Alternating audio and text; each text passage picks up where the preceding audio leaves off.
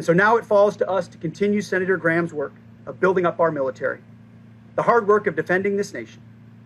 And I know with full confidence that is exactly what we will do. Well done, Colonel Graham. We have the watch from here. So my fellow Americans, it is my honor to say welcome to Joint Base Lindsey Graham. I could not be more honored to be with you today. What an honor for my brother, and what a tribute to his 33 years of service. Lindsey loved the Air Force. He loved its mission. He loved wearing the uniform of his country. His interest in foreign affairs and national security started with his service in the Air Force. Many of you don't know this, but Lindsey originally wanted to be a pilot. He actually got his pilot's license in high school, but he had issues with hearing in one ear. So he chose to become a lawyer instead, and the rest, of course, is history. 33 years of honorable service spread across active duty, the Air National Guard, and the Air Force Reserves.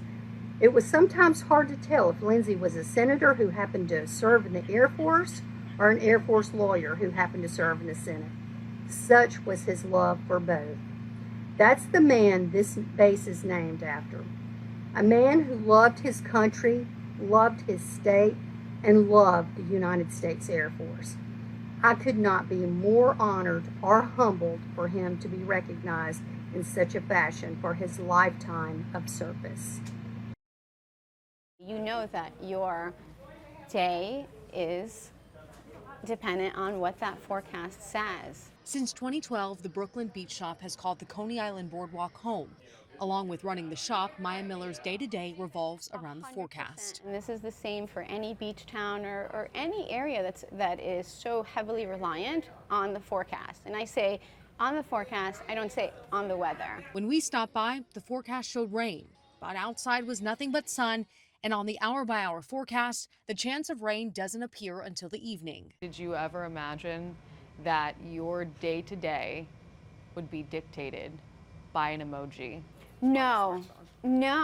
I thought it was actual weather and if school's out. Often it just takes clicking on that app and digging a little bit beneath that little icon, and there's usually more context. Dr. Marshall Shepard is an expert in this field. He says people have become reliant on their weather apps without fully knowing how to digest the data in them. We are seeing this degradation in sort of context and use of apps, even though we're in probably one of the most sort of accurate periods of weather forecasting and technology that we've ever seen. While weather apps are great tools, Shepard says they should be paired with expertise from trained meteorologists.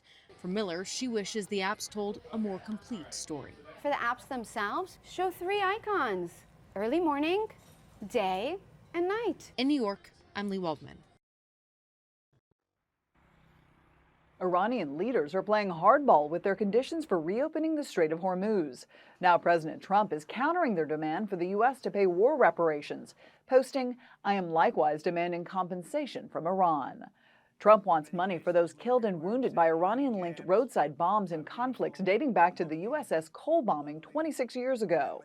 They've killed people, they've wounded and maimed people. The roadside bomb is their bomb. They're very proud of it. And now they're paying a price. In addition to war reparations, Iran announced this weekend it won't reopen the strait until the U.S. lifts sanctions and its naval blockade, ends attacks on its allies, and releases frozen Iranian assets. They also want to charge tolls for ships to pass through the strait, something they did not have before the war. They believe the Straits of Hormuz is a strategic asset, and they are not going to bargain that away. While the Trump administration appears to be shifting from the Pentagon to the Treasury, analysts say the military option is always on the table. If the president does decide to reinitiate military activity, it's going to be quiet. It's going to be a surprise attack. The U.S. is also releasing oil from the Strategic Petroleum Reserve to combat high gas prices.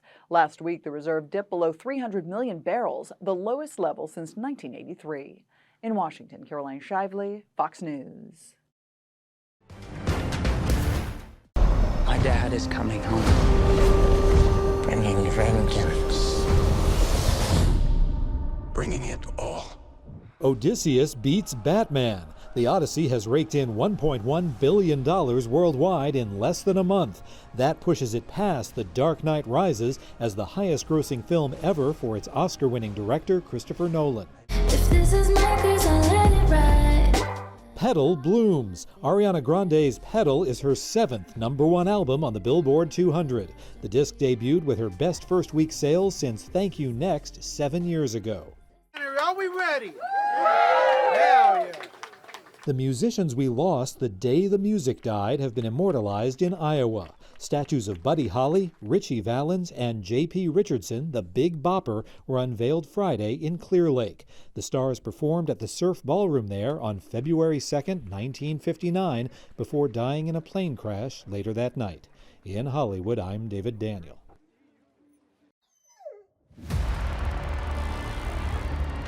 Anybody else see that weird light last night? What weird light? The wind was blowing all crazy. Starbuck was freaked out and barking.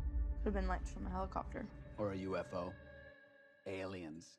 Shut up, Dad. It's not a visitation, but transportation for Anne Hathaway, Ewan McGregor and family in The End of Oak Street. We can't leave. It seems their once quiet suburb isn't in suburbia anymore. I think that our neighborhood,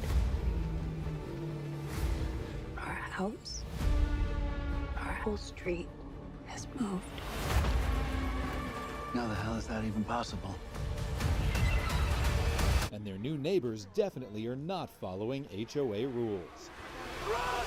Get inside now! Mom, look! What the hell's going on? It's an unexpected and urgent family bonding experience. Gather supplies. Grab anything you can use as a weapon. What are we gonna do? We're gonna survive. Easier said than done. Get back! Run!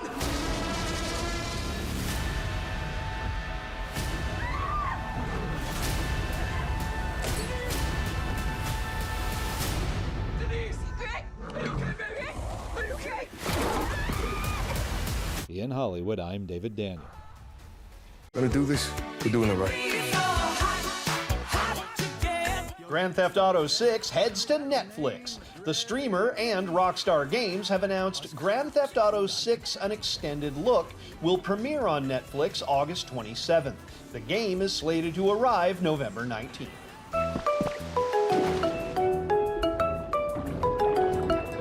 Pokemon news. Nintendo has released the first content for the Pokemon Pokopia paid expansion pass.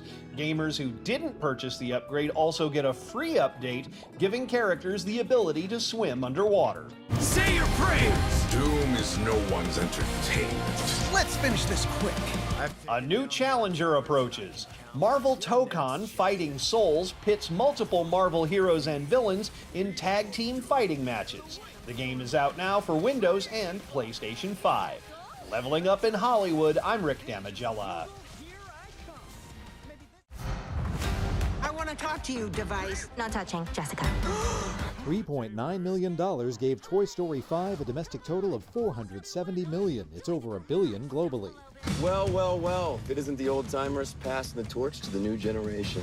Super Troopers 3 opened in 4th place, driving off with $4 million. Finding love is hard enough. Try doing it on the one night a year single people were legally allowed to have sex. One Night Only made $5.7 million to debut number 3. We won the war. The Odyssey stayed in 2nd, earning $31.5 million, reaching $461 million domestic and crossing the $1 billion mark worldwide. I didn't know you could get that big. Spider-Man Brand New Day is huge. The superhero flick took in $145 million in its second weekend out, for 10-day totals of $655 million domestic and $1.7 billion worldwide. In Hollywood, I'm David Daniel.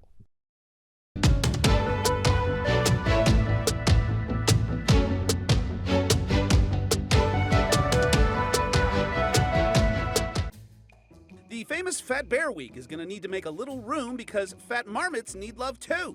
Introducing Fat Marmot Week, a first-of-its-kind contest, marmots that is, put on by Colorado's Rocky Mountain Biological Laboratory, who are looking to raise awareness of the critters as well as the lab's longtime research of the species. In fact, this isn't even the weirdest marmot awareness campaign they have right now. Yes, it is real, and you can do your own research on that one. Regarding the Fat Week fun, by now you know the game, just like their big butt bear brethren. Hey, big what? Oh, right. Marmots also spend months packing on the pounds ahead of the winter hibernation. So, starting on August 24th, viewers will get to vote bracket style on which marm is the chubbiest, the chonkiest, the badonkadonkiest.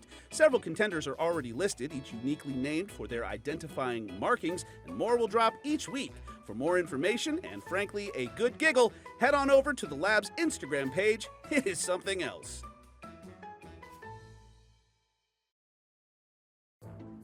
In the world of viral raccoons, Jimothy may have the mojo, but this Texas raccoon has the mayo, or at least she did, until Animal Services officials liberated her from a giant mayonnaise jar stuck on her head for days. The raccoon, which was aptly nicknamed Mayonnaise by residents, was spotted for days wandering a Dallas area neighborhood trapped in the tub.